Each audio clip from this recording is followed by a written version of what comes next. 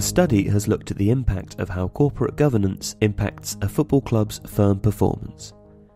The study was undertaken due to the fact that since 2000, there has been 44 football clubs enter into administration. Football clubs are the hubs of communities, and their wider context has not gone unnoticed. When Ian Holloway was at Blackpool, he stated that, "If people don't understand, we're right on the end of the M55 and you have to go through everywhere else to get to us. The only reason you're going to come there is to have a holiday, and I want everyone to come there from the Premier League and have a holiday for all the businesses up and down the front and for everybody in the town." Football clubs can bring vitality to a local area. However, when a football club goes into administration, local businesses are impacted, especially if a local business supplies a service to the football club. An example of this is if a football club cannot pay for the newspapers it receives each day from a local business. When the club goes into administration, the biggest creditors get paid first and the smallest creditors get paid last, even though the non-payment of a bill could have a significant impact on the local business. The study looked at whether the level of corporate governance within a club affected whether the club performed financially well or badly. The belief is that good corporate governance would mean better financial performance in a club, and therefore there would be less likelihood for a company to go into administration.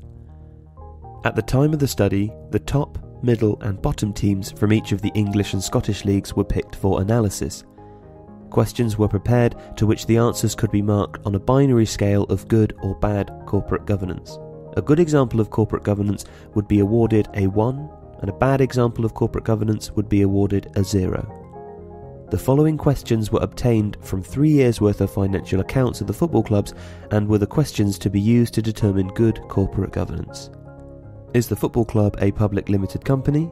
Can a full set of accounts be delivered? Are 25% of the board women? Is a top 10 or top 50 audit firm auditing their accounts?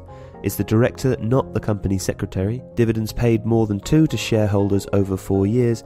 The majority shareholder is not a director, and the company has not been in administration for the last 4 years.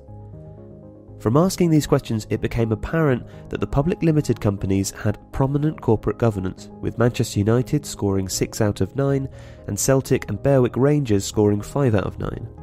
All 3 clubs are public limited companies and therefore have to comply with more stringent rules due to the markets that they operate in.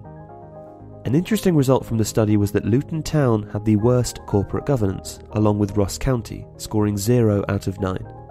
This is significant as Luton went into administration in 2007-08, and this would highlight that poor corporate governance could potentially lead to administration.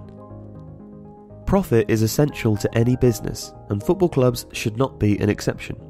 Profit will decrease as it goes down the leagues due to lower attendances and less opportunity for TV rights.